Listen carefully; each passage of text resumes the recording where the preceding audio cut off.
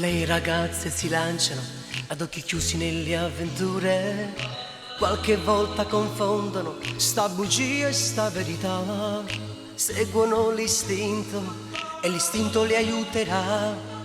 Sono treni in corsa che nessuno fermerà.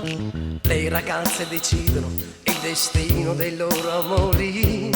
I ragazzi si illudono ma non contano un granché. Quando ti sorridono è probabile che sia un sì, ma quando si allontanano è no. E tu ci devi stare, è inutile sperare di recuperare se hanno detto no.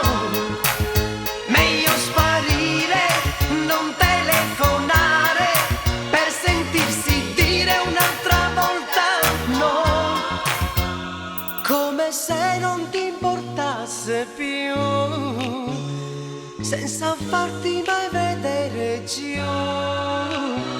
Si può amare da morire, ma morire d'amore no.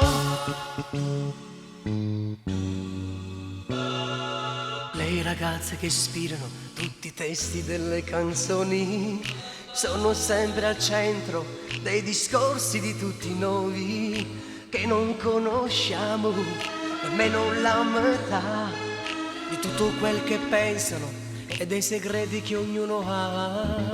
Le ragazze volteggiano sulle ali degli aquiloni e noi innamorati che le seguiamo da qua giù.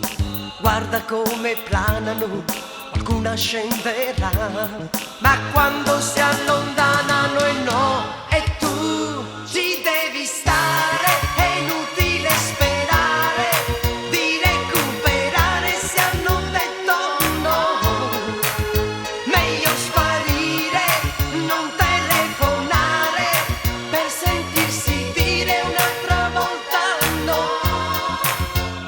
come se non ti importasse più, senza farti mai vedere giù. Si può amare da morire, ma morire d'amore no. Le ragazze che sfidano le opinioni della gente hanno gli occhi limpidi di chi dice la verità, senza compromessi né mezze misure. Sono più sincere le ragazze della nostra età.